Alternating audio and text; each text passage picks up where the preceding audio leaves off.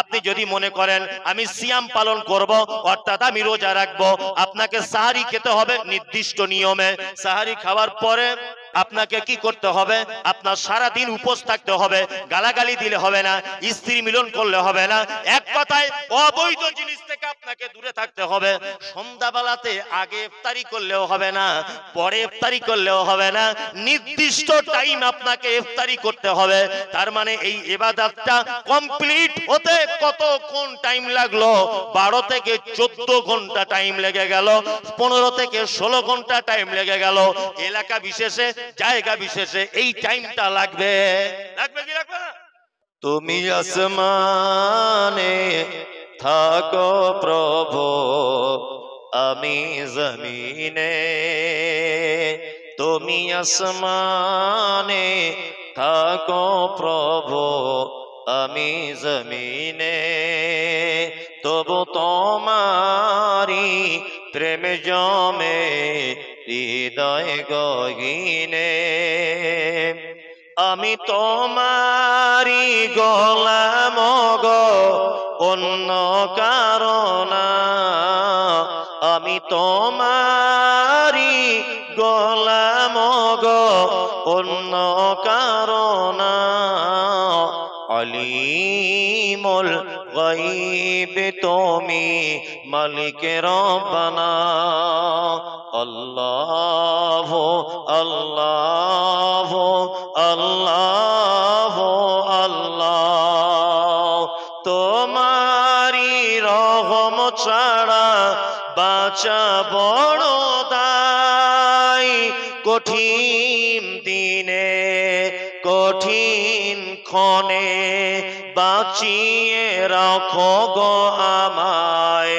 কত শত ভুল মাফ করে দাও, কত শত ভুল মাফ করে দাও। জানা কি অজানা আমি তোমারি গোলাম গো, অন্য কারণ না।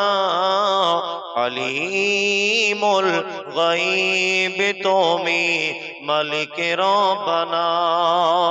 আল্লাহ আল্লাহ আল্লাহ আল্লাহ।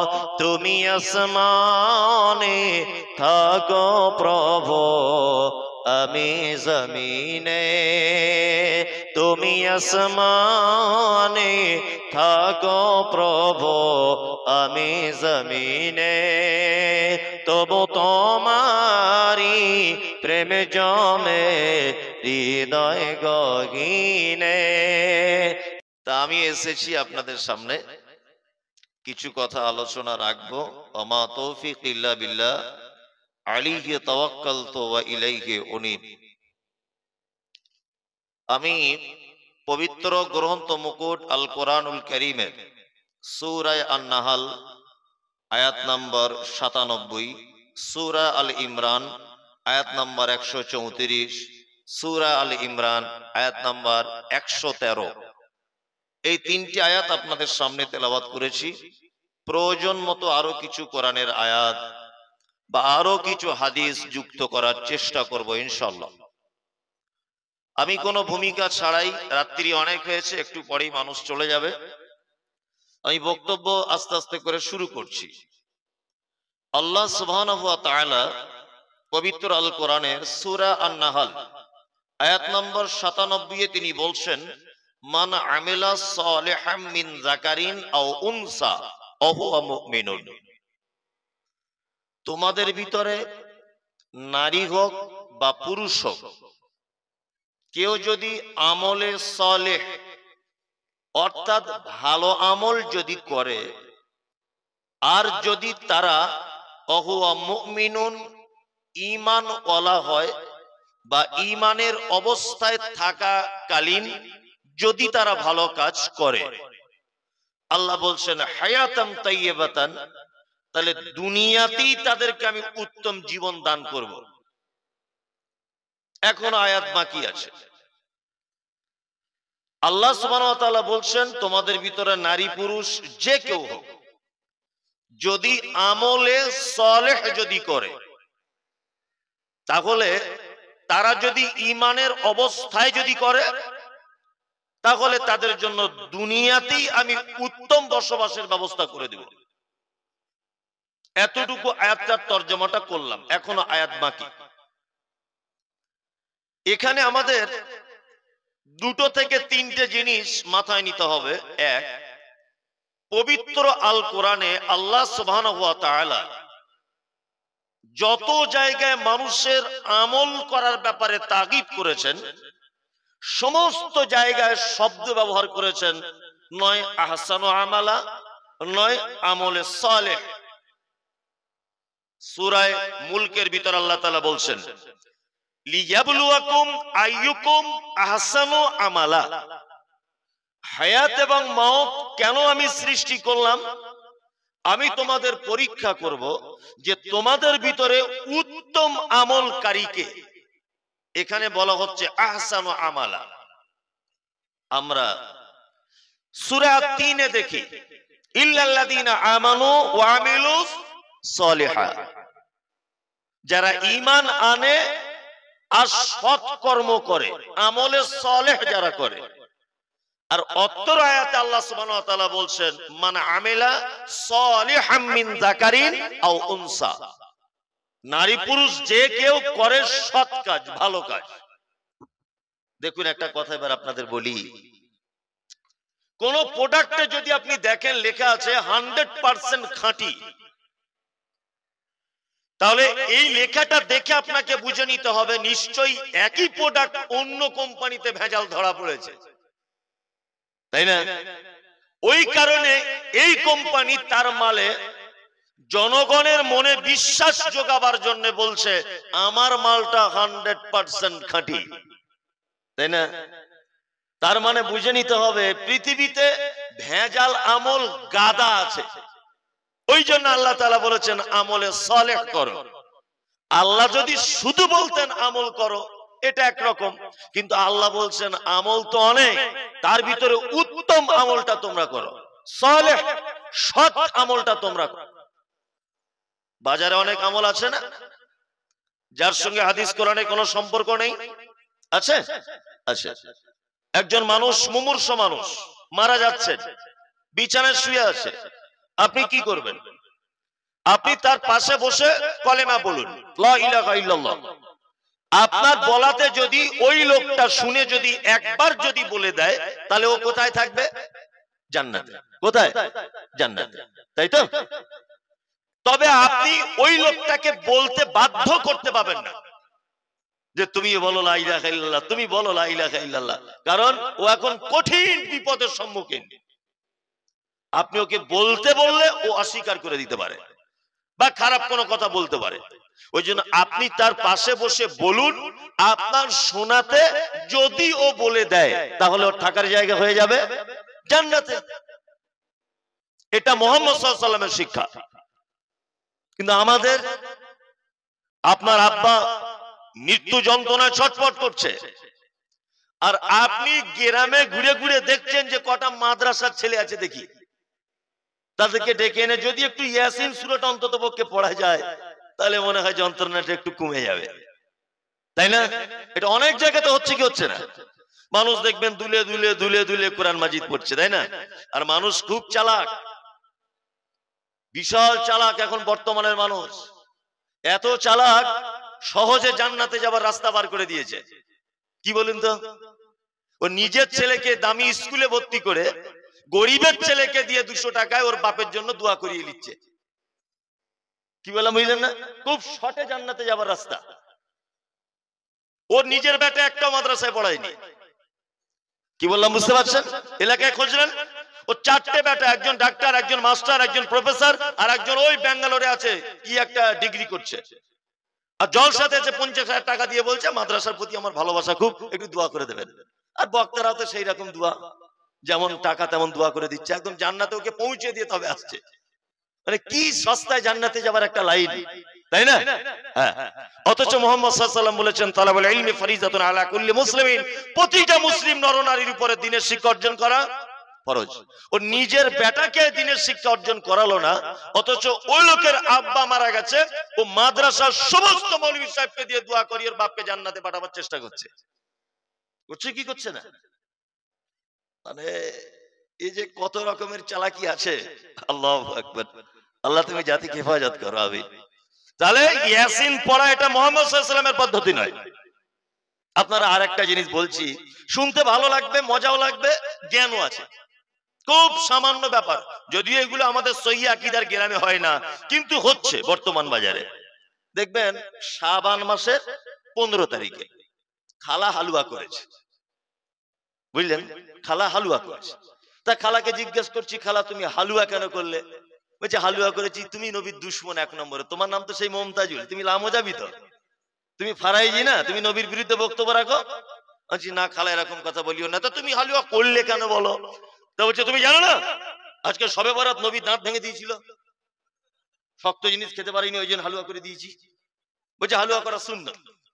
এবার আপনাদের একটা মানে কি যে সব বক্তব্য মার্কেটে চলছে আর মানুষ শুনছে, খারাপ আমল আর ভালো আমল এটা আপনাকে বোঝাচ্ছি আমি। তা ভালো, খালা হালুয়া করেছে কত তারিখে? শাবান মাসের 15 তারিখে। তাহলে শাবান মাস পূরণ হতে এখনো কদিন বাকি? 15 দিন। শাবানের পরের মাসটার নাম কি? রমজান। রমজানের পরের মাসটার নাম শাওয়াল। তাহলে শাবানের 15 দিন, রমজানের 1 মাস, হলো 1 মাস 15 দিন। এখনো পর্যন্ত আল্লাহ নবী সাল্লাল্লাহু আলাইহি ওয়াসাল্লামের দাঁত ভাঙেনি। কি বললাম বুঝলেন? দাঁত ভাঙছে কবে? শাওয়াল মাসের 7 তারিখে উহুদের মাঠে। তার মানে খালা আল্লাহ রসুল মারা যাওয়ার 1 মাস 23 দিন আগে, 1 মাস 22 দিন আগে হালুয়া করে বসে আছে, এখনো দাঁত ভাঙা হয়নি। মানে ও শয়তানের থেকে একটা উঁচু পিড়েতে বসবাস করে, মানে ও চাই নবীর দাঁত ভাঙুক, তাই না? ওই জন্য আগে থেকে হালুয়া করে বসে আছে। এটা একটা খারাপ আমল, এর সঙ্গে ইসলামের কোনো সম্পর্ক নেই। আমলের ব্যাপারে খুব সতর্কতা অবলম্বন করতে হবে আমাদেরকে।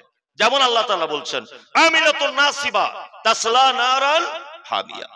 এক শ্রেণীর মানুষ তারা আমল করবে, আমল করতে করতে করতে করতে করতে করতে তারা ক্লান্ত হয়ে যাবে, তারপরেও তাদেরকে কোথায় দেওয়া হবে? জাহান্নামে দেওয়া হবে। এরা কারা? এরা কারা? এরা কারা? যারা আমল করতে করতে ক্লান্ত হয়ে যাবার পরেও থাকার জায়গা জাহান্নাম। এরা কারা? আল্লাহু আকবার। মুহাম্মদ সাল্লাল্লাহু আলাইহি ওয়াসাল্লাম সম্পর্কে আল্লাহ তাআলা পবিত্র কোরআনের ভিতরে বলছেন ওমা আতাকুমুর রাসূল ফাখুযুহু ওমা নাহাকুম আনহু ফানতাহু। আমার রাসূল যেটা দেয় সেটা গ্রহণ করো, আমার রাসূল যেটা নিষেধ করে তার থেকে কি দূরে থাকো, তাই তো? এইবার আল্লাহ সুবহানাহু ওয়া তাআলা পবিত্র কোরআনের ভিতরে একাধিক জায়গায় বলছেন আতিউল্লাহ ওয়া আতিউর রাসূল। আমার আনুগত্য করো, সাথে সাথে আনুগত্য করো কার? মুহাম্মদ সাল্লাল্লাহু আলাইহি ওয়াসাল্লামের। তার মানে আমাদের প্রতিটা আমলের ক্ষেত্রে কোন দুটো দিক দেখতে হবে? কোন দুটো দিক? এক, এই আমলটার ব্যাপারে আল্লাহ সুবহানাহু ওয়া তাআলা পবিত্র কোরআনে কিছু বলেছেন কিনা। যদি আল্লাহ না বলে থাকেন, মুহাম্মদ সাল্লাল্লাহু আলাইহি ওয়াসাল্লাম এই ব্যাপারে আদেশ নিষেধ কিছু করেছেন কিনা, এটা দেখা লাগবে কি লাগবে না? লাগবে, লাগবে। আমি আসলে বাস্তব কথাগুলো বেশি বলি তো, ওই জন্য মানুষ খুব গালও দেয়, প্রচুর গাল দেয়। মানে বক্তাদের ভিতরে আমার মতো গাল কেউ খায় না। মানে আমার স্পেশাল গাল দেওয়ারই লোক আছে ঝাড়খণ্ডের দিকে কয়েকজন। কি বললাম বুঝলেন? আপনার মুর্শিদাবাদে একজন আছে আচারওয়ালা, এ কঠিন গালাগালি করে।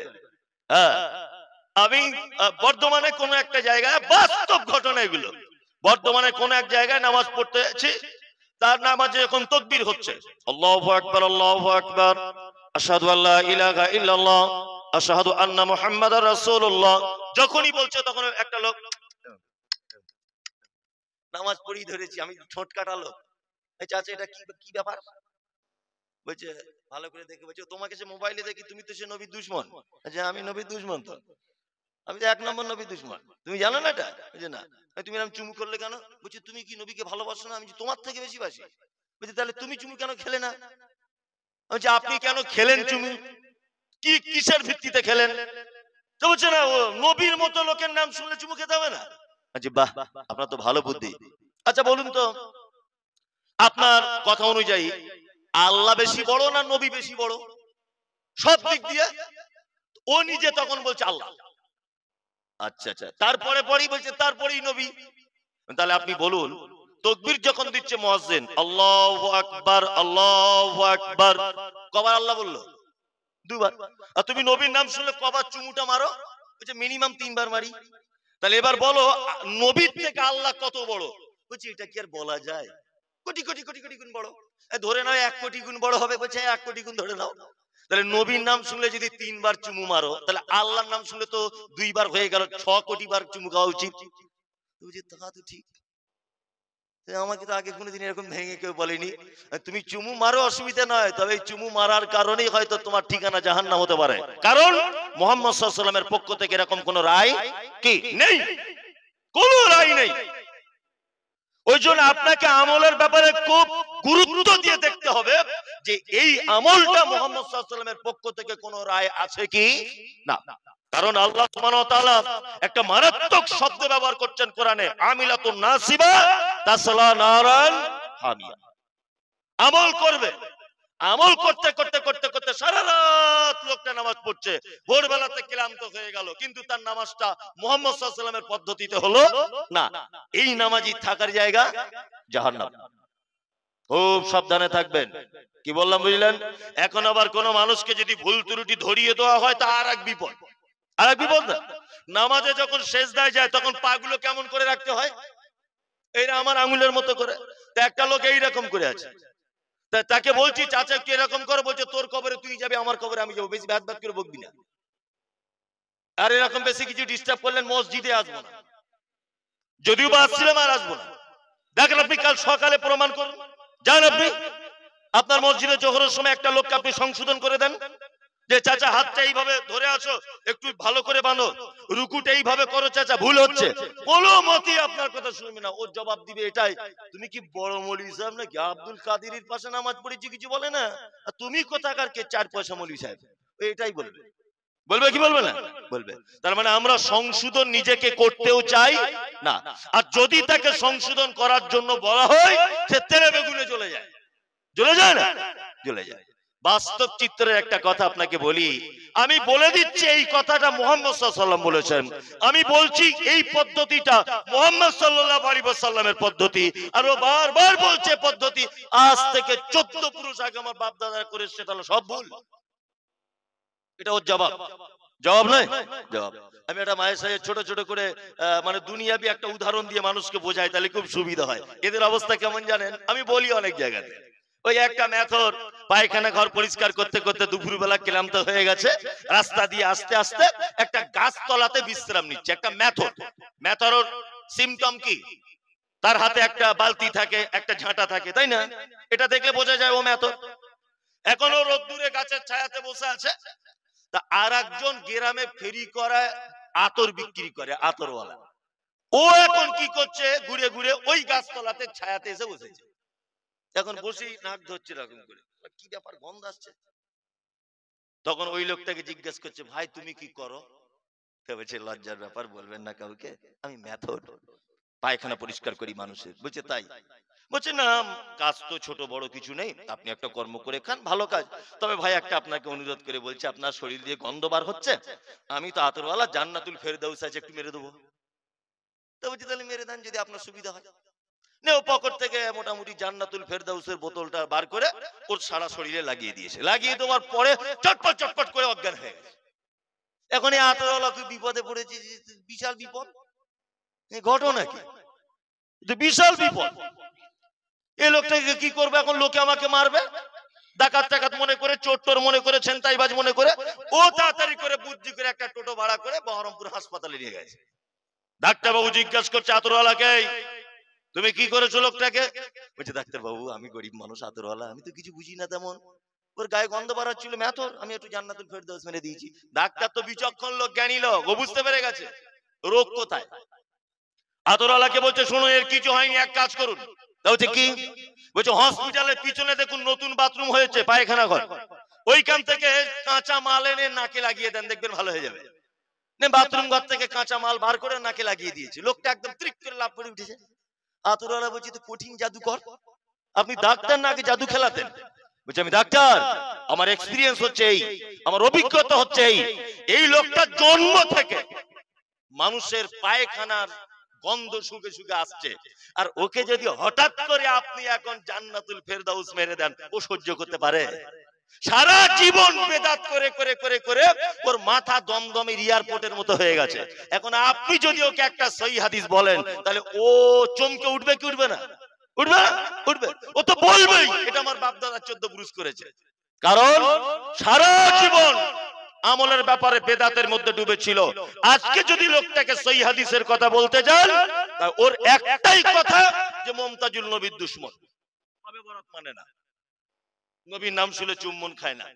কি বললাম বুঝলেন না? এই ওই জন্য আপনাকে বলতে চাইছি যে আমলের ব্যাপারে খুব সতর্ক থাকবেন।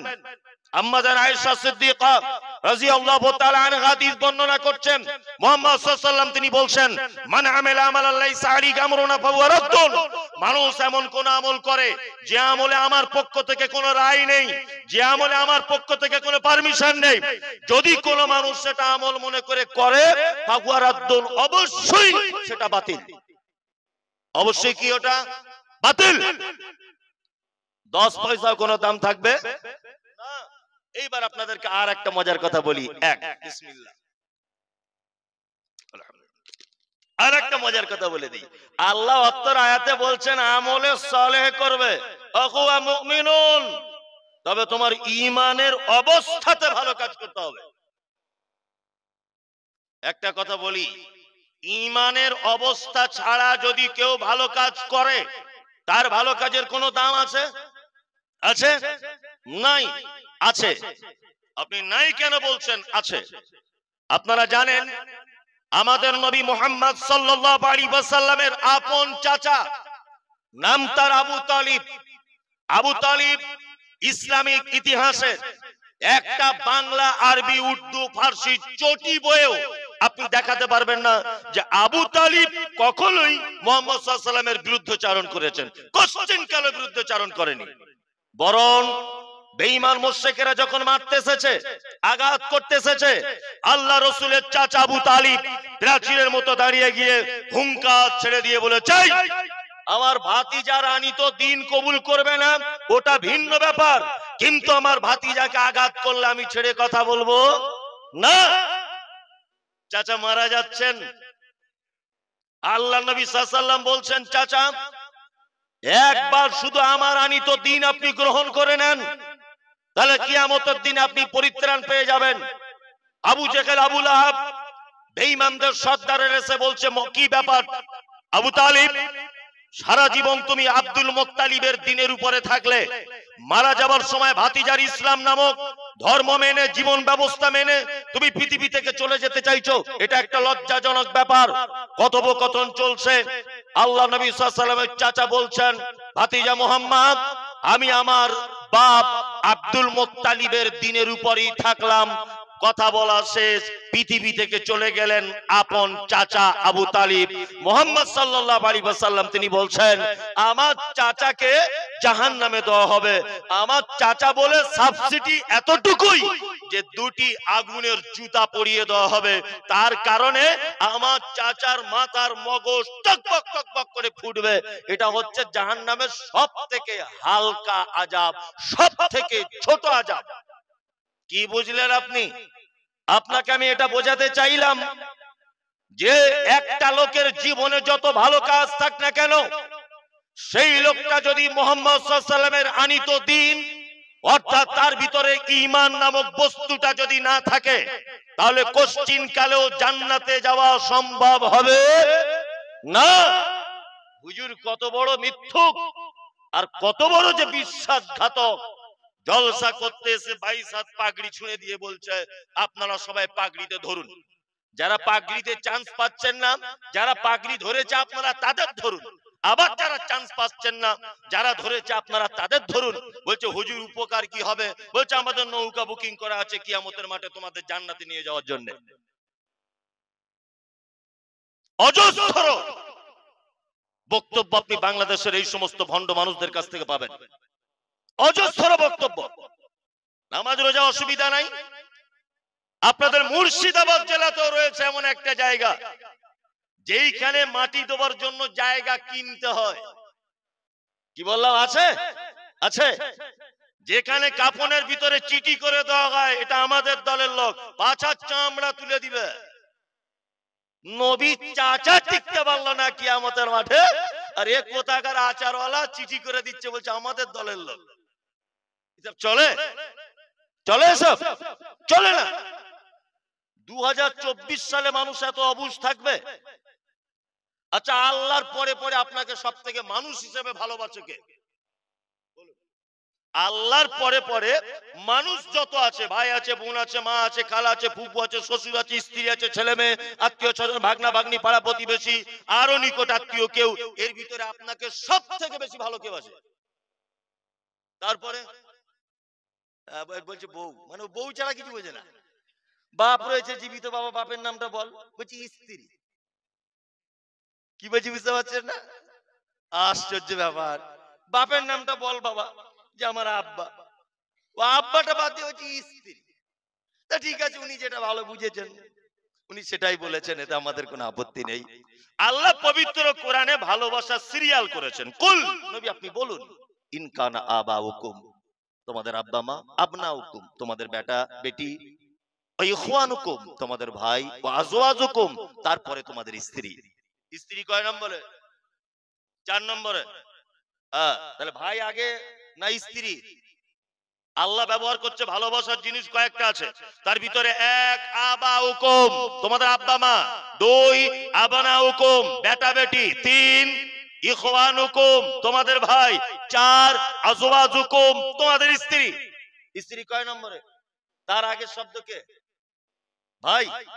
ইখওয়ানুকুম ভাই না? ভাই। তার মানে স্ত্রীর আগের পজিশনে কে? ভাই। বর্তমানের অবস্থা কি? ওই বইয়ের কথা শুনে ভাইকে মেরে 4টে সেলাই পরিয়ে দিয়েছে মাথাতে। হচ্ছে কি হচ্ছে না? আল্লাহু আকবার। যাই হোক, তার মানে প্রথম ভালোবাসা আপনার মা সব থেকে বেশি ভালোবাসে, তারপরের স্থান কার? আপনার আব্বার, তাই তো? তারপরের স্থান কে? কি? আপনার ছেলে মেয়ে। তারপরে কে? আপনার ভাই। তারপর আপনার স্ত্রী। আল্লাহ তাআলা পবিত্র কোরআনের মধ্যে বলছেন, ইয়াউমা ইয়াফিরুল মারউ মিন আখি ওয়া উম্মিহি ওয়া আবি ওয়া সাহিবাতিহি ওয়া বানি। গোটা কিয়ামতের মাঠ, নবী ইব্রাহিম ইয়া নাফসি, নবী ঈসা ইয়া নাফসি, নবী মূসা ইয়া নাফসি, নবী জাকারিয়া ইয়া নাফসি, নবী হারুন ইয়া নাফসি, নবী ইব্রাহিম ইয়া নাফসি, নবী ইসমাঈল ইয়া নাফসি, নবী ইউসুফ ইয়া নাফসি। গোটা কিয়ামতের মাঠ ইয়া নাফসি, ইয়া নাফসি। একজন মাত্র নবী শুধু বলবেন কি? ইয়া উম্মতি, ইয়া উম্মতি। কে? মুহাম্মদ সাল্লাল্লাহু আলাইহি ওয়াসাল্লাম। এটা হচ্ছে কিয়ামতের মাঠের অবস্থা।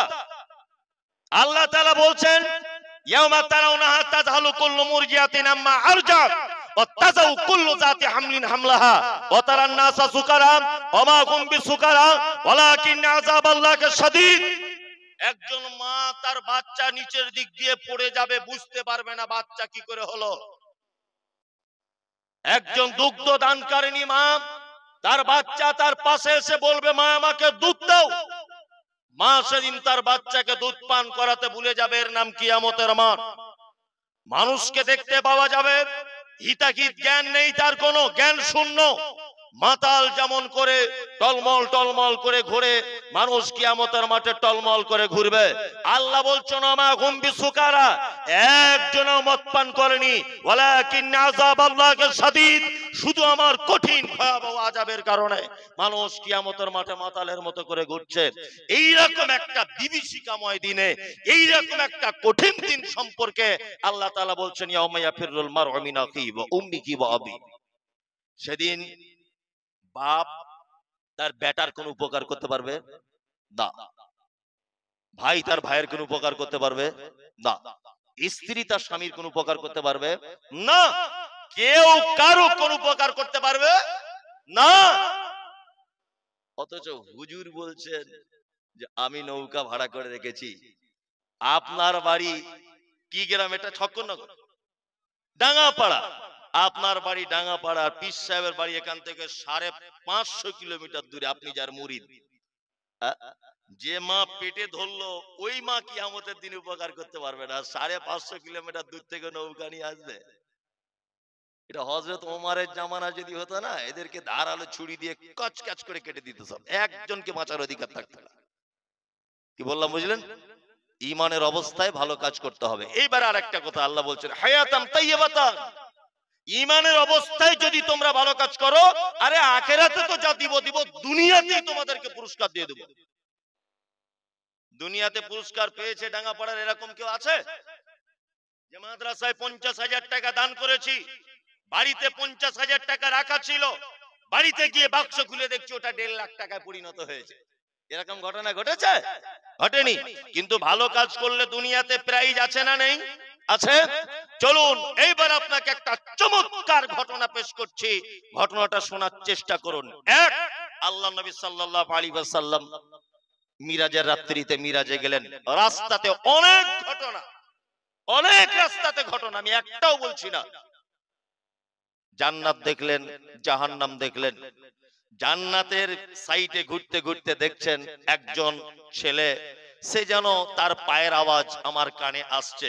যেমন বুট জুতো পরলে বা শক্ত জাতীয় জুতো পরে আপনার হাঁটা চলা করলে ঠক ঠক করে আওয়াজ হয়, ঠিক তেমন জান্নাতের ভিতরে আওয়াজ হচ্ছে। চলুন, আল্লাহ রাসূল সাল্লাল্লাহু আলাইহি ওয়াসাল্লাম বলছেন, আমি আরেকটু আগিয়ে এলাম, আরেকটু আগিয়ে দেখছি জান্নাতের ভিতরে একজন পর্দানাসীন মহিলা আরেকজন মহিলার সঙ্গে কথোপকথন করছে। আমি জিবরিলকে বললাম, মহিলাটি গলার কণ্ঠস্বরটা চেনা চেনা মতো লাগছে, খুব পরিচিত মনে হচ্ছে। কে? প্রথম নম্বরে যে ছেলেটির কথা বলা হচ্ছে, জিবরিল আমিন বলছেন এটা আপনার মসজিদের মুয়াজ্জিন হযরতে বেলাল। কে? বেলাল। আর মহিলাটির নাম কি? আনাস। আনাস, আনাসের মা। উমায়ের, উমায়েরের মা। কি বললাম বুঝলেন? কার স্ত্রী? আবু তালহার স্ত্রী। নাম কি? ও রুমাইসা, ডাক নাম উম্মে সুলাইম। দেখুন দুনিয়াতে পুরস্কার পাওয়া যায় কিনা। আল্লাহ রাসূল ফেরত এলেন। ফেরত আসার পরে হযরতে বেলালকে ডেকে বলছেন, বেলাল, এক আশ্চর্য ঘটনা ঘটে গেল। আরে মিরাজের রাত্রিতে গতকাল রাত্রিবেলায় তোমাকে জান্নাতে তোমার পায়ের আওয়াজ শুনে এসেছি বেলাল, বলো তো কি করো? কি করো বলো? হযরতে বেলাল বলছেন, আল্লাহ রাসূল তেমন তো কোনো আমল নেই, আমার একটি ছোট্ট আমল আছে। আমলটা হচ্ছে এই যে দিনের বেলা যতবার ওযু নষ্ট হয়ে যায় ততবার ওযু করে 2 রাকাত নফল সালাত আদায় করি, এইটুকুই আমার উত্তম আমল, আর কোনো উত্তম আমল নেই। বেলালকে, বেলাল হচ্ছে সেই ইথিওপিয়া দেশের মানুষ, দক্ষিণ আফ্রিকার ইথিওপিয়া শহরের মানুষ, হাবশি দেশের মানুষ। ঠোঁটগুলো খুব লম্বা চওড়া, মাটির দিকে ঝোলা, আর মাথার চুলগুলো পাখির বাসার মতো, আর কালো কুচকুচে লোক হযরতে বেলাল। কিন্তু আল্লাহ রাসূল সাল্লাল্লাহু আলাইহি ওয়াসাল্লাম কি বলছেন? জান্নাতের ভিতরে দেখে এলেন কাকে? বেলালকে। আচ্ছা বলুন, তখনও বেলাল বেঁচে ছিলেন না মারা গিয়েছিলেন? বেঁচে ছিলেন। তাহলে বেঁচে থাকা অবস্থায় আল্লাহ রাসূল সাল্লাল্লাহু আলাইহি ওয়াসাল্লাম তাকে জান্নাতে তার পায়ের আওয়াজ শুনছেন। আবু তালহাকে ডাকলেন। আল্লাহ রাসূল বলছেন, আবু তালহা, একটা আশ্চর্য ঘটনা শুনে নাও। আমি তোমার স্ত্রীকে জান্নাতের ভিতরে দেখে এলাম। আর একটা কথা বলি, শুনে রেখে দেন বন্ধু যারা আছেন, একজন মাত্র সাহাবী, যে সাহাবীর কাণ্ড কারখানা দেখে স্বয়ং আল্লাহ পর্যন্ত আসমানের উপরে হেসে দিয়েছেন। কে? নাম হলো তার আবু তালহা। কি ঘটনা? না, আল্লাহ রাসূলের দরবারে মেহমান এসেছে। মেহমান এসেছে আল্লাহ রাসূলের দরবারে। মেহমান আসার পর আল্লাহ রাসূল সাল্লাল্লাহু আলাইহি ওয়াসাল্লাম বলছেন, আমার বিবিদের বাড়িতে একবার খোঁজ নাও তো, খাবার আছে কি দেখো তো। আবু তালহা বলছেন যে আল্লাহ রাসূলের বাড়িতে তখন 11 জন স্ত্রী ছিল। কতজন? 11 জন। একজনের বাড়িতে কোনো খাবার নাই, পানি ছাড়া। তার মানে আল্লাহ রাসূলের বিবিদের বাড়িতে পানিটাও একটা খাবার ছিল না তো। আম্মা জান আয়েশার বর্ণনা থেকে বোঝা যায়, আম্মা জান আয়েশা বলছেন, একটা চাঁদ দেখলাম, তারপরে আরেকটা নতুন চাঁদ দেখলাম, এর মাঝখানে আমাদের বাড়িতে কোনো উনুন জ্বলেনি। তারপরে আর একটা নতুন চাঁদ দেখলাম, তারপরেও দেখেছি আমাদের বাড়িতে কোনো উনুন জ্বলেনি। তার মানে একটা চাঁদ নতুন দেখার পর আর একটা নতুন চাঁদ দেখতে কতদিন টাইম লাগে? 1 মাস, তাই না? পর পর 3টে চাঁদ দেখে নিলাম, অথচ আমাদের বাড়িতে উনুনে কিছু চাপানো হয়নি। তার মানে রাসূলের বিবিদের বাড়িতে পানিটাও এক প্রকারের খাদ্য ছিল। কি বললাম বুঝতে পারছেন? আর একটা কথা আপনাদের বলি, তখন নবীজি কে ছিলেন? মদিনার রাষ্ট্রপ্রধান, মুখ্যমন্ত্রী। মদিনার মুখ্যমন্ত্রীর দায়িত্ব পালন করছিলেন কে? মুহাম্মদ সাল্লাল্লাহু আলাইহি ওয়াসাল্লাম। মুখ্যমন্ত্রী রাষ্ট্রপ্রধানের বাড়ির বিবিদের কাছে খাওয়ার। আমাদেরও নেতা ওই রকমই নেতা, খুব দয়ালু নেতা, তাই না? আগে আন্ডারপ্যান্ট পরে ঘুরতো, কেউ চিনতো না। কি করে ভোটে জিতে গেছে, দেখছি বুলেট গাড়ি চেপে ঘুরছে হঠাৎ। কি ব্যাপার মামু? বলছে এটা কিনেছি আর কি। বুঝতে পারছেন না টাকা কোথা থেকে এলো? হ্যাঁ, বক্তাদের বড় লোকের বাড়িতে বসতে দেওয়া হয়, দেখবেন। এটা মাদ্রাসার জলসা বলে মাদ্রাসায় বসেছিলাম, কিন্তু অন্যান্য জলসাগুলোতে বক্তাদের আমন্ত্রণ থাকে কোথায়? বড় লোকের বাড়িতে, গ্রামে, যারা একটু ধনী লোক, বাথরুম কলের ভালো ব্যবস্থা, সেই রকম চাকচিক্য বাড়ি। যে ডাইনিং টেবিলে খেতে দিচ্ছে তারই দাম মনে হয় 2-2.5 লাখ টাকা। সাংঘাতিক বাড়ি। জিজ্ঞেস করছি, ভাই আপনি কি করেন? অনেক সময় তো জানতে মনের ভিতরে জাগে না, কি করেন? বলছে আমি 3 বারের প্রধান হুজুর। বাহ! আর কি করেন? বলছে আর কিছু করি না। মনে মনে ভাবছি প্রধানের বেতন তো 6,000 7,000, 2.5 লাখ টাকা ডাইনিং টেবিল, এটা এলো কোথা থেকে? এটা হচ্ছে বর্তমান আমাদের নেতাদের চরিত্র। কি বললাম বুঝলেন না? আর মুহাম্মদ সাল্লাল্লাহু আলাইহি ওয়াসাল্লামের চরিত্র কি? বাড়িতে 11 জন বিবির বাড়িতে আবু তালহা বলছেন পানি ছাড়া আর কোনো খাবার নাই। আল্লাহু আকবার। আল্লাহ রাসূল সাল্লাল্লাহু আলাইহি ওয়াসাল্লাম এই কথা শোনার পরে সাহাবীদের উদ্দেশ্য করে বলছেন, এই তোমাদের ভিতরে কে আছো আজকে মেহমানের মেহমানদারি করাবে? আল্লাহ তার খাজুরে বরকত দিবে, আল্লাহ তার মালে বরকত দিবে। কে? আবু তালহা হাত তুলে দিয়ে বলছেন, আল্লাহ রাসূল আমি রয়েছি প্রস্তুত। বাড়িতে খাবার আছে কিনা দেখার টাইম নেই। কি বললাম বুঝলেন না? কেমন ঈমান, বুঝতে পারছেন? কেমন ঈমান? আমাদের ঈমান কি? জুম্মার দিনে 4টে অন্ধ লোক এসেছে চাঁদা তুলতে, সেক্রেটারি একবার এইরকম করে দেখছে, মোতাল্লি এরকম করে দেখছে, অবস্থা খারাপ, 4 জন সবাই বাড়ি চলে গেল। লাস্ট ইমাম সাহেব বলছে, কই গো কেউ চাটি ভাতের ব্যবস্থা করেন? অথচ আপনার স্ত্রী 4 দিনের আদা রসুন একসাথে বেটে ফ্রিজে, ডিপ ফ্রিজের ভিতরে রেখে দেয়, এত সুখ। হ্যাঁ, তারপরে আপনার বাড়িতে একটা মেহমান ভাত পায় না, একজন মেহমানের ভাত জোটে না। প্রত্যেক জুম্মাতে অন্তত পক্ষে আপনার স্ত্রীকে বলে রাখবেন এটা, যে আমাদের বাড়িতে একটা লোক খাবে। মৌলভী সাহেব যদি মেহমান না আসে ওই খাবারটা আপনি এসে খেয়ে যাবেন না? দেখবেন ওই লালগোলার একটা লোক শুকটি মাছ বিক্রি করতে এসেছে, জুম্মার নামাজ পড়তে মসজিদে ঢুকেছে, লালগোলাতে তার বাড়ি, ও মুসলিম, ও 5 ওয়াক্ত সালাত আদায় করে, ও মসজিদে ঢুকেছে, ওকে ধরে বাড়ি টেনে নিয়ে যান, ভাই আমাদের বাড়িতে চাটি খেয়ে যাবেন। আর একটা পদ্ধতি বলে দিই, জামাই আসলে ফোন করে আসে 1 সপ্তাহ আগে, মা আমি যাচ্ছি 3 জন বন্ধুকে নিয়ে। 1 সপ্তাহ আগে যখন ফোন করেছে তাকে খাওয়ানো খুব কঠিন। দেশি মুরগা, চমচম, মিষ্টি দই আর 7 আপ, সালাড, ডিম সিদ্ধ 4টে-5টা করে, কারণ ও ফোন করে এসেছে। কিন্তু যে লোকটা জুম্মার দিনে অন্ধ লোক, তার বেটির বিয়ের জন্য চাঁদা তুলতে এলো, বলুন তো ও কাউকে ফোন করে এসেছে যে আমি যাচ্ছি একটু বিরিয়ানির ব্যবস্থা করিও? এরকম কোনো ব্যাপার আছে নাকি? তার মানে মেহমানকে খাওয়ানোর মতো সহজ পদ্ধতি আর কোন পদ্ধতি নাই, খুব সহজ পদ্ধতি। চলুন, আবু তালহা বাড়িতে মেহমান নিয়ে গেছেন রাতের বেলা, দরজায় কে? আল্লাহ রাসূলের সাহাবী আবু তালহা। বাড়িতে কোনো খাবার আছে? বাড়িতে খাবার আছে? 3টে কথা বিবিকে বললেন। কটি? 3টি। এক, সাথে মেহমান, আল্লাহ রাসূলের মেহমান। 2, খাবার আছে? হ্যাঁ খাবার আছে, 2টি বাচ্চা ছেলের মতো খাবার আছে, 2টি বাচ্চা ছেলের খাবার। আচ্ছা শেষ। আচ্ছা এক কাজ করো তাহলে, খাবার পাকাতে শুরু করে দাও। 3, তখনকার দিনে ইলেকট্রিক ছিল না, কারেন্ট ব্যবস্থা ছিল না, প্রদীপের আলো মানুষ ব্যবহার করত, তাই না? এখন একটি সুন্নতের মাঝখানে লুকিয়ে আছে, কি?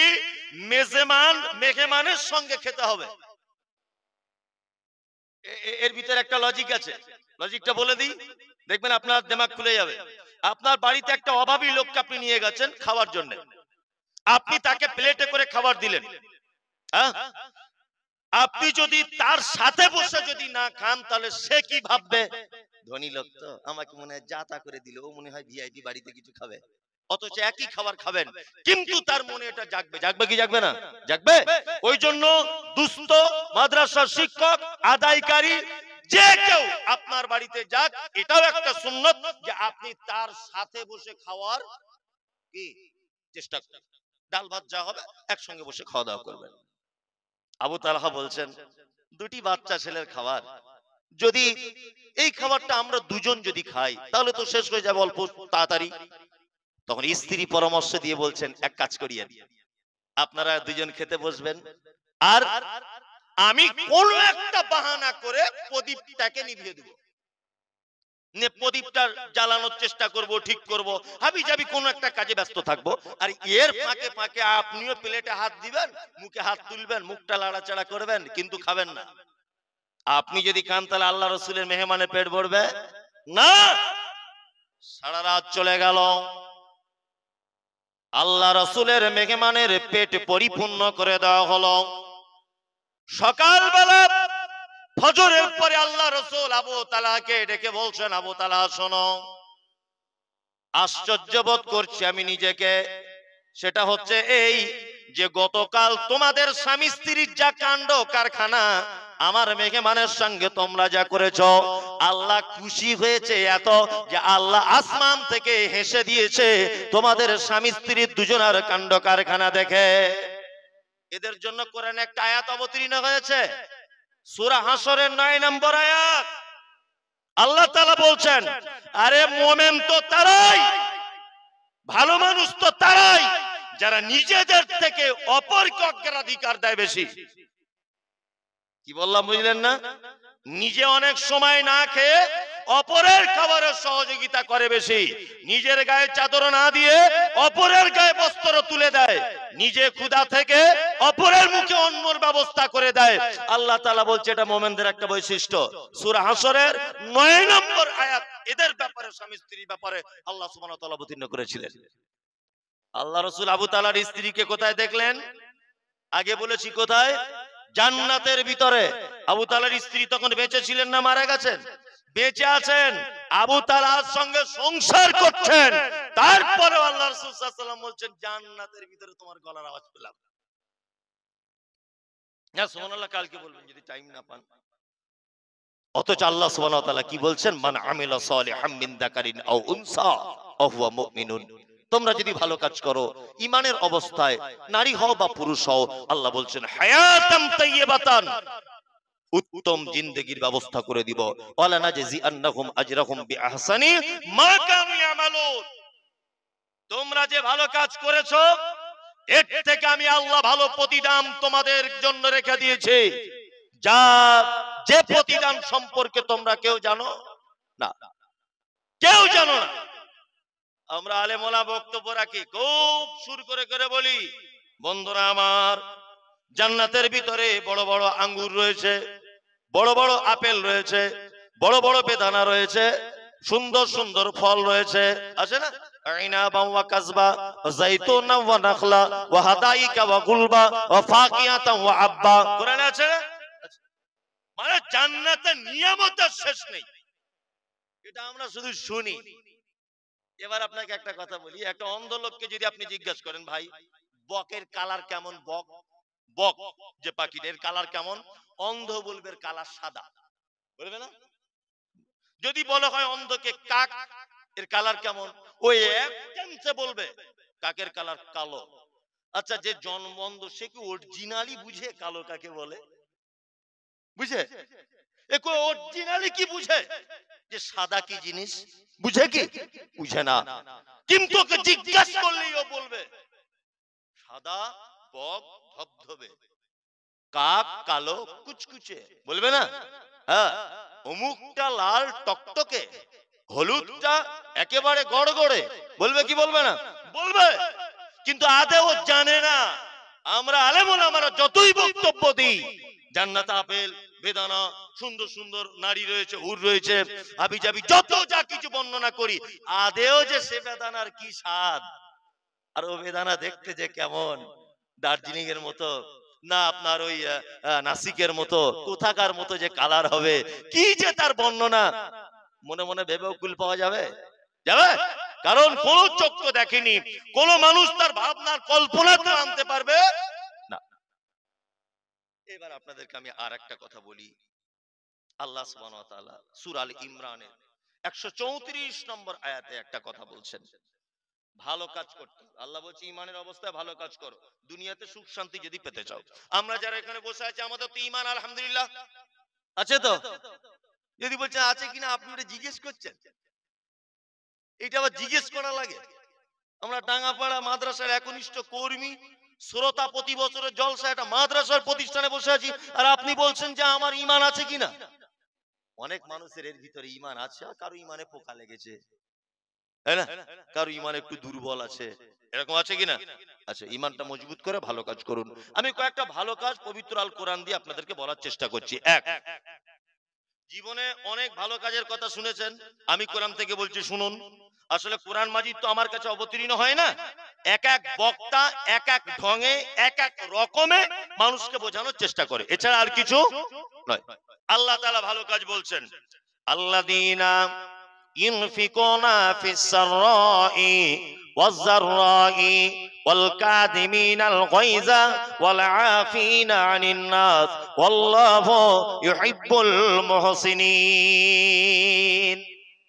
যত ভালো কাজ দুনিয়াতে আছে তার ভিতরে আল্লাহ তাআলা বলছেন আল্লাযীনা ইনফিকুনা ফিস সাররাই ওয়াজ যাররাই, অনেক ভালো কাজের শ্রেষ্ঠ ভালো কাজ হলো যারা গোপনে এবং যারা প্রকাশ্যে, যারা সচ্ছলতায় অসচ্ছলতায়, অভাবে হোক সুখে হোক দুঃখে হোক ভয়ে হোক আর হাসতে টাইমে হোক যে কোনো সময় হোক, তাদের কাছে যখন চাওয়া হয় তারা তখন কাউকে ফেরত দেয় না, তারা তখন দান করে দেয়। এক কথাতে যারা সচ্ছলতায় অসচ্ছলতায় আল্লাহ রাস্তায় খরচা করে, এরা হচ্ছে সর্বোৎকৃষ্ট মানুষ, এবং এই লোকগুলো সব থেকে ভালো লোক। আল্লাহু ইউহিব্বুল মুহসিনিন, আল্লাহ বলছে আমি সব থেকে বেশি পছন্দ করি এদেরকে। এইবার আপনাদেরকে দুটো একটা কথা বলি। দানের বক্তব্য অনেক তো শুনেছেন জীবনে, শুনেছেন না? এবার আমি একটু ভিন্ন রকমের বলার চেষ্টা করছি। এক, আচ্ছা, পবিত্র কোরআনে যত মানুষের পাপের সাজার কাফফারা বা জরিমানার কথা বলা হয়েছে, বলুন তো কোন কোন জিনিস দিয়ে আল্লাহ জরিমানার কথা বলেছেন? মনে আছে? নাই। আপনাদেরকে দুটো একটা জিনিস দেখাই।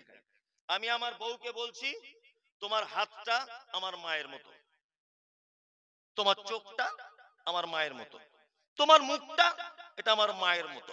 বলুন তো এটা বললে গুনাহ হবে কি হবে না? হবে। এটাকে কি বলে? জিহাদ, তাই না? সূরা মুজাদালাটা খুলে দেখবেন, খুব চমৎকার করে আল্লাহ সুবহানাহু ওয়া তাআলা বর্ণনা করে দিয়েছেন। হ্যাঁ, কদ সামিয়াল্লাহু কাওলাল্লাতী তুজাদিলুকা ফি জাওজিহা ওয়া তাসতাকি ইলাল্লাহ, বিস্তারিত ভাবে বর্ণনা। তাহলে এটা মারাত্মক পাপ, তাই না? যদি বলছেন মৌলভী সাহেব এই সামান্য একটা ব্যাপারের জন্য এটা পাপ, আরে পাগল, শুধু পাপ নয়, এটা যে কত ওয়েটফুল পাপ, কত ভারী পাপ, আপনি জরিমানা শুনলে বুঝতে পেরে যাবেন। জরিমানা কি? আল্লাহ তাআলা বলছেন ফাতাহরিরু রাকাবাতিন মিন ক্বাবলি আন ইয়াতামাসসা। তুমি যদি বলো তোমার স্ত্রীকে তোমার নাকটা আমার মায়ের মতো, তোমার চোখটা আমার মায়ের মতো, তোমার হাতটা আমার মায়ের মতো, তোমার দেখতে আমার মায়ের মতো, তোমার পা দুটো আমার মায়ের মতো, এই কথাটা যদি তুমি বলে দাও, আল্লাহ তাআলা বলছেন তোমাকে একটা টাকা দিয়ে গোলামকে আজাদ করা না পর্যন্ত মিন ক্বাবলি আন ইয়াতামাসসা তুমি তোমার স্ত্রী গায়ে টাচ করতে পারবে না। একটা গোলাম কেনা বেচা তো এখন আর হয় না, কি বললাম বুঝলেন?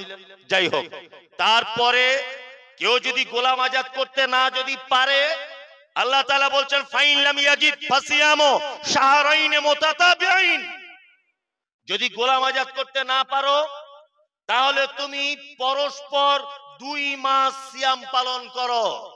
60টা, সহজ বাংলায় বলছি মানুষ বুঝতে পারবে, রোজা রাখতে হবে কটা? 60টা। ঠিক 49 দিনের মাথাতে আপনার রোজা ভেঙে গেছে কোন একটা কারণে, আবার গোড়া থেকে। কি বলছি বুঝতে পারছেন? ঠিক 58 দিনের মাথাতে রোজা ভেঙে গেছে কোনো কারণে, আবার প্রথম থেকে। কি বলছি বুঝতে পারছেন? তাহলে দ্বিতীয় জরিমানা কি? প্রথম যদি না পারেন দ্বিতীয়টা 60টা রোজা রাখতে হবে, তাই তো? তারপরে যদি আপনি এটাও যদি না পারেন, আল্লাহ তাআলা বলেন ফাইলাম ইস্তাতি ফাইতামু সিত্তিনা মিসকিন, তুমি 60 জন মিসকিনকে খাওয়াও। কজন? 60 জন, তাই তো? 60 জন মিসকিনকে খাওয়াতে হবে। মিসকিনকে খাওয়ানো এটা সাদকা না দান? সাদকা তো, সাদকা। তাহলে এই রকম একটা পাপের সাজা কি দিয়ে? দুটো জিনিস, তিনটে জিনিস। 2 নম্বর দুটো কি দিয়ে? দুটো হচ্ছে অর্থকে ব্যয় করে। গোলাম আজাদ করতে গেলে টাকা লাগবে না? মিসকিন খাওয়াতে গেলে টাকা লাগবে না? দান করা লাগবে না? লাগবে কিনা? তাহলে জরিমানা দুটো বিষয় কি দিয়ে? দান দিয়ে, তাই না? এইবার আপনাদেরকে বলছি, আপনি হজ করতে গেলেন, হজ করতে গিয়ে কুরবানি করতে ভুলে গিয়েছিলেন, কোন কারণে ভুল হয়েছে, কি করতে হবে? প্রথমে আপনাকে সাদকা করতে হবে। সাদকা যদি করতে না পারেন, তিনটে ওইখানে সিয়াম পালন করতে হবে। তিনটে, কটা? তিনটে। আবার মক্কা থেকে বাড়ি আসার পরে আপনাকে সিয়াম পালন করতে হবে 7টা। টোটাল কটা? 10টা সিয়াম পালন করতে হবে। আর প্রথমে আল্লাহ রাসূল সাল্লাল্লাহু আলাইহি ওয়াসাল্লাম কি বলছেন? সাদকা করতে হবে, তাই তো? তাহলে এটা একটা ভুলের কাফারা। এবার আপনাদেরকে বলি, আচ্ছা বলুন তো, আমরা মাঝে সাঝে বলি না আল্লাহর কসম করে বলছি এটা করব, অথচ করতে পারলেন না? এরকম হয় কি হয় না? হয়। তাহলে কসম করার পরে যদি কসম টিকিয়ে রাখতে যদি না পারেন, কাফারা কি? সর্বপ্রথম কাফারা হচ্ছে আপনার 10 জন মিসকিন খাওয়াতে হবে। কতজন? 10 জন। 10 জন মিসকিন যদি আপনি খাওয়াতে না পারেন, আপনাকে 3টে রোজা রাখতে হবে তার কাফারার জন্য। কটা? 3টা। 3টা রোজা রেখে তার কাফারা। তার মানে আপনি কসম ভঙ্গ করলেন, তার জরিমানা আপনাকে 10 জন মিসকিনকে খাওয়াতে হবে। আচ্ছা, মিসকিনকে খাওয়ানো এটা দান কি দান নয়? সাদকা কি সাদকা নয়? সাদকা। মানে পাপ থেকে বাঁচার জন্য সবথেকে বড় যে হাতিয়ার বা মাধ্যম, তার নাম হচ্ছে দান বা সাদকা। এবার আর একটা কথা আপনাদেরকে বলি, দেখবেন এতে খুব মজাও লাগবে, শুনলে কাজও হবে। আমাদের পাড়া গ্রামে যখন লোক মারা যায়, খুব নিঃশ্বাস নিতে কষ্ট হচ্ছে, করছে না? করে না? করে। তখন আমরা কি করি? খালা একটু গরম দুধ দাও না ওর গালে, চাচি একটু গরম পানি দাও, ঠান্ডা পানি দাও। দিই কি দিই না? ও কি ঠান্ডা পানির কথা বলছে? ও বলছে যে আমার ঠান্ডা পানি আনো তাড়াতাড়ি, আশরাফুল খাইরুল তাড়াতাড়ি করে আমার একটু পানি দে, এরকম কিছু বলছে না। আল্লাহ কি বলছেন? ও যখন মৃত্যু যন্ত্রণায় ছটফট করে তখন কি বলে?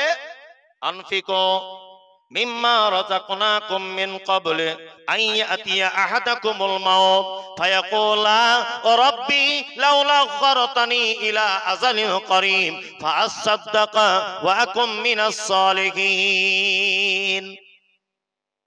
একজন মুমিন মানুষের আত্মা যখন বার হয়ে যায়, মালাকুল মউত যখন একজন মুমিনের জানটা যখন কবজ করে, তখন আপনার 1 গ্লাস পানির নিচে যে পানিটা থাকে, পান করার পরে ওই পানিটা যেমন নিচে ফেলে দিলে কোনো আওয়াজ হয় না, ঠিক তেমন একজন মুমিনের আত্মাকে যখন জিবরিল আমিন নিজের কবজাতে নিয়ে নেয়, তখন কোনো মুমিন মানুষের কষ্ট হয় না। কিন্তু একজন বেঈমান, একজন ডাকাত, একজন সুদখোর, একজন মাতাল, একজন বদমাশ লোক, তার যখন জানটা কবজ করা হয়, তখন জিবরিল আমিন তাকে এত কঠিন করে ধরে যে তার আত্মাটা বার করার সময় তার রগগুলো, চোখের রগগুলো, দাঁতের রগগুলো, মাথার রগগুলো, নাড়ি ভুঁড়িগুলো সব যেন ছিঁড়ে যেন বার হয়ে যায়। আর ও তখন কষ্ট পায় আর একটা কথা বলেন, কি বলে? ফাআসাদদাকা ওয়া আকুম মিনাস সালিহিন। আল্লাহ গো, পৃথিবীতে তুমি আমাকে আর একবার যাওয়ার সুযোগ দাও, আর 1টা ঘন্টা তুমি আমাকে সুযোগ দাও। তুমি যদি আমাকে সুযোগটা দাও, তাহলে আমি অন্য কিছু করতে পারি আর না পারি, আমি গিয়ে একটু সাদকা করে ভালো মানুষদের অন্তর্ভুক্ত হয়ে তারপরে তোমার কাছে আসব। এবার আপনাদেরকে একটা কথা বলি, তাহলে যে লোকটা মৃত্যু যন্ত্রণায় ছটফট ছটফট ছটফট করছিল, ওই লোকটা কি কামনা করে? আল্লাহ পৃথিবীতে আর একবার সুযোগ দাও, আমি কি করব? হ্যাঁ, সাদকা করে আসবো, দান করে আসবো, আর দান করে ভালো মানুষদের দলে ঢুকে তবে আমি আসবো। এবার আপনাদেরকে একটা এখানে শিক্ষা দিই। আচ্ছা বলুন তো, দুনিয়াতে যত আমল আছে সব থেকে সহজে করা যায় কোন আমল? জানা আছে? জানা নেই। এক, আপনি যদি মনে করেন আমি নামাজ পড়বো, প্রথমে আপনার শরীরটাকে পবিত্র রাখতে হবে। 2 নম্বরে আপনাকে ওযু কমপ্লিট করতে হবে। 3 নম্বরে আপনি যদি 2 রাকাত নামাজ পড়েন তাহলে মিনিমাম 10 মিনিট আপনার টাইম দেওয়া লাগবে। লাগবে কি লাগবে না? আপনি যদি মনে করেন যে আমি হজ করতে যাব, তাহলে আপনার পাসপোর্ট তৈরি করতে হবে, ভিসা লাগাতে হবে, 5 লক্ষ টাকার খরচা হবে, মেডিকেল চেকআপ করা হবে। আপনি হজে যেতে পারবেন কি পারবেন না? আপনি প্লেনে ওঠার আগে 4 জায়গাতে চেকিং করা হবে, নেমে আপনাকে 4 জায়গায় চেকিং করা হবে, আপনার ভ্যাকসিনের কাগজ আছে কিনা দেখবে। আসা যাওয়া নিয়ে হজ করতে টাইম লেগে যাবে 40 দিন, এখন টাইম করেছে 54 দিন। তার মানে এই ইবাদতটা কমপ্লিট করতে টাইম লাগবে কতদিন? না 50 দিন। আপনি যদি মনে করেন আমি সিয়াম পালন করব, অর্থাৎ আমি রোজা রাখবো, আপনাকে সাহারি খেতে হবে নির্দিষ্ট নিয়মে। সাহারি খাওয়ার পরে আপনাকে কি করতে হবে? আপনার সারা দিন উপোস থাকতে হবে, গালাগালি দিলে হবে না, স্ত্রী মিলন করলে হবে না, এক কথায় অবৈধ জিনিস থেকে আপনাকে দূরে থাকতে হবে। সন্ধ্যাবেলাতে আগে ইফতারি করলেও হবে না, পরে ইফতারি করলেও হবে না, নির্দিষ্ট টাইম আপনাকে ইফতারি করতে হবে। তার মানে এই ইবাদতটা কমপ্লিট হতে কতক্ষণ টাইম লাগলো? 12 থেকে 14 ঘন্টা টাইম লেগে গেল, 15 থেকে 16 ঘন্টা টাইম লেগে গেল। এলাকা বিশেষে, জায়গা বিশেষে এই টাইমটা লাগবে। লাগবে কি লাগবে না? তার লোকটা মরার আগে যদি বলে আল্লাহ আমাকে একটু সুযোগ দাও, একটু হজ করে আসি, হবে? ও হজ করার টাইম পাবে?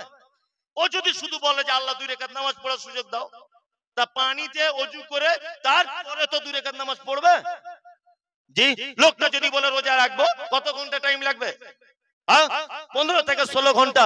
কিন্তু লোকটা সহজ একটা আমলের কথা বলবে কি?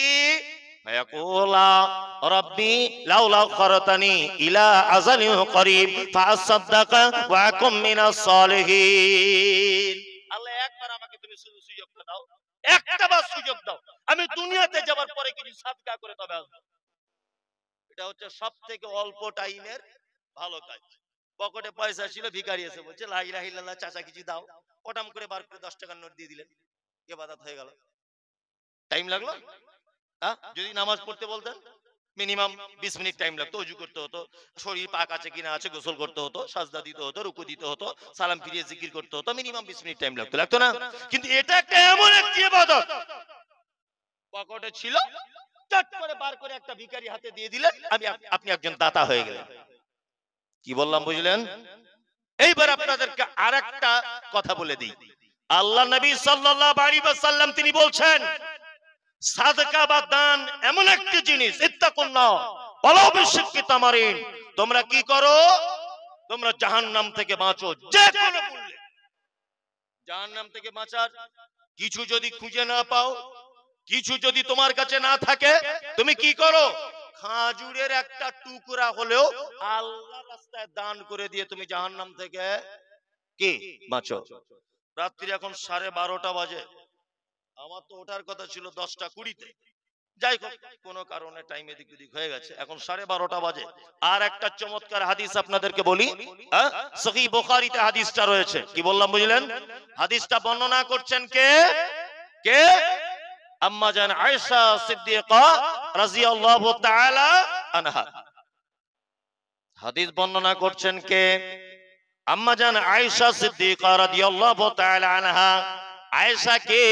না ইসলামের প্রথম খলিফা, আমিরুল মুমিনিন, খলিফাতুল মুসলিমিন হযরতে আবু বকর সিদ্দিক রাদিয়াল্লাহু তাআলা আনহুর বেটি। আয়েশা কে?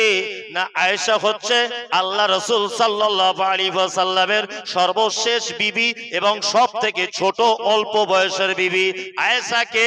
এমন একজন ভাগ্যবতী নারী, বিশ্ব নবী বিবাহ করার আগে নবীজিকে 2-3 বার স্বপ্নের মাধ্যমে আয়েশাকে দেখানো হয়েছে। আয়েশাকে না হাদিসের পরিভাষাতে আয়েশাকে বলা হয় কি মুহাদ্দিসা। আয়েশাকে আল্লাহর নবী তাকে আদর করে ডাকতেন হুমায়রা বলে। আয়েশাকে ইসলামের ইতিহাস যদি আপনি দেখেন, আল্লাহর নবীর বিবিদের ভিতরে সবথেকে বেশি কোরআনের শিক্ষা দিয়েছেন অন্যান্য মহিলাদের নাম হলো তার আম্মাজান আয়েশা সিদ্দিকা রাদিয়াল্লাহু তাআলা আনহা।